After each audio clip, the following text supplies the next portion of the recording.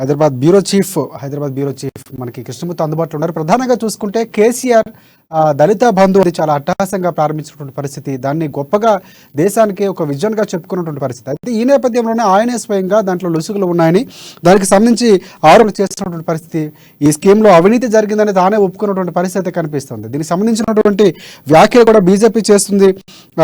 ఈ వ్యాఖ్యలపై విచారణ జరిపించాలంటూ కూడా ఆరోపణలు చేస్తున్నటువంటి పరిస్థితి. దీని నేపథ్యంలో పూర్తి సమాచారం అందిస్తారు మా ప్రతినిధి కృష్ణమూర్తి. చెప్పండి.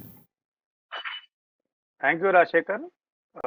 బీఆర్ఎస్ పార్టీ సీఎం కేసీఆర్ అత్యంత ప్రతిష్టాత్మకంగా ప్రారంభించినటువంటి దళిత బంధు పథకం ఇప్పుడు ఆ పార్టీకి కొంత ఉరితాళ్లా మారిందా అన్న అనుమానాలు వ్యక్తమవుతా ఉన్నాయి.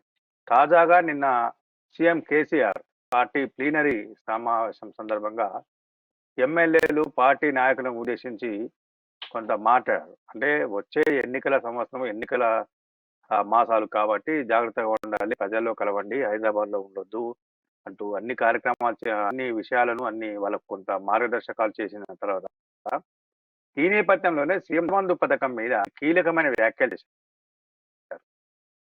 కొంత పాల్పడు స్కీమ్ లో అంటూనే 3 లక్షల వరకు తీసుకున్నట్టుగా తన వద్ద ఆధారాలు ఉన్నాయి. ఇంతమంది తీసుకున్నారు, తన వద్ద ఈ ఆధారాలు ఉన్నాయి, అవసరమైన సమయంలో ఖచ్చితంగా బహిర్గతం చేస్తామని చెప్పారు.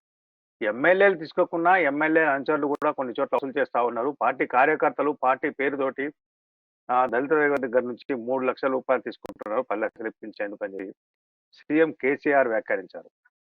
ఈ సీఎం చేసిన వ్యాఖ్యలు ప్రస్తుతానికి ప్రతిపక్ష పార్టీలకు ప్రధానంగా బీజేపీ ప్రధానాస్త్రంగా మారినట్టుగా తయారైంది. తాజాగా బీజేపీ ఏసీబీ డీజీకి ఒక లేఖ రాసింది. బీజేపీ రాష్ట్ర ప్రధాన కార్యదర్శి ప్రేమేందర్ రెడ్డి ఏమనంటే, దళిత బంధు పథకంలో 3 లక్షల రూపాయలు లంచాలు తీసుకున్నారు అని సీఎం స్వయంగా ప్రకటించారు. కాబట్టి ఎవరెవరు తీసుకున్నారు, ఎప్పుడు తీసుకున్నారు, ఎవరెవరు తీసుకున్నారు అన్న విషయాలను విచారణ జరిపించాలి, నిగ్గు తేల్చాలి అని ఏసీబీ డీజీకి లేఖ రాసిన ప్రేమేందర్ రెడ్డి అదే కాపీని ఎన్ఫోర్స్మెంట్ డైరెక్టరేట్ కూడా పంపిస్తున్నట్టుగా కాపీ 2 అని పెట్టారు. దాంట్లో అంటే కాపీలు ఎవరు పంపిస్తారన్న విషయంలో పెట్టారు.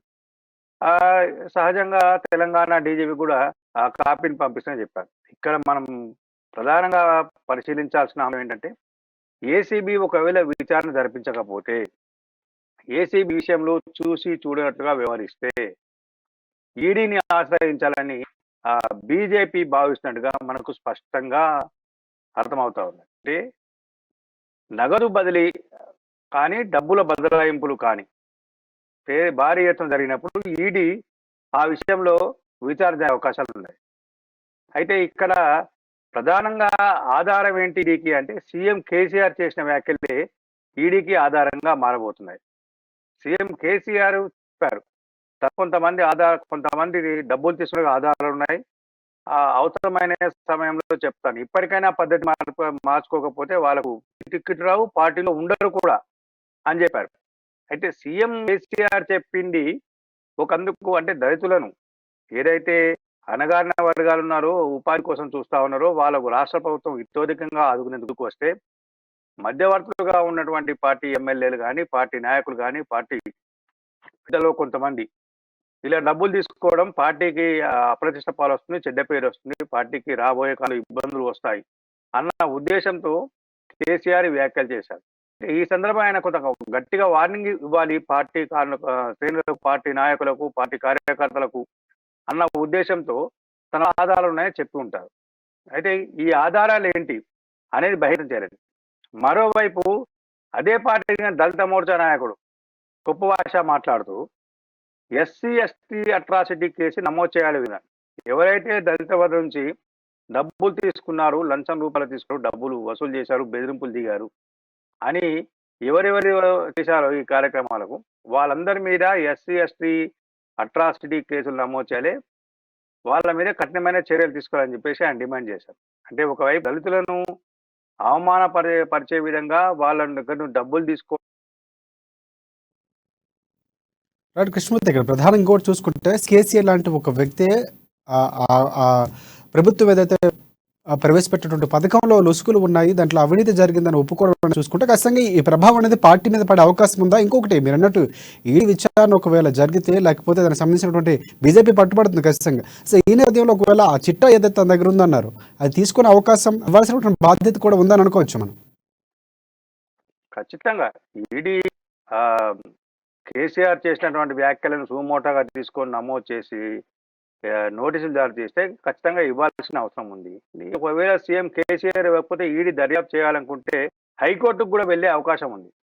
కేసీఆర్ బహిరంగంగా వ్యాఖ్యలు చేయాలంటూ ఆ ఆడియో టేపులను, వీడియో టేపులను కోర్టు ముందు ప్రవేశపెట్టి దీనికి సంబంధించి విచారణ సహకరించాలని చెప్పేసి హైకోర్టును ఆదేశించాలని చెప్పేసి ఈడీ కోరే అవకాశం ఉన్నాయి. ఇంకోవైపు ఖచ్చితంగా అంటే దళిత బంధు స్కీమ్ అనేది మా బీఆర్ఎస్ ప్రభుత్వము అత్యంత ప్రతిష్టాత్మకంగా భావించింది, ప్రతిష్టాత్మకంగా భావిస్తుంది కూడా. ఒకవేళ దేశంలో అధికారంలోకి ఇస్తే దేశంలోని అందరికీ దళిత బంధు ఇస్తాను అని చెప్పేసి సీఎం కేసీఆర్ ప్రకటించారు. ఈ నేపథ్యంలో పార్టీ నాయకులు రాష్ట్రంలో దళితులకు రాష్ట్ర ప్రభుత్వం అందించే ఈ పథకంలో డబ్బుల విషయంలో కమిషన్లు తీసుకొని 30% కమిషన్లు, 40% కమిషన్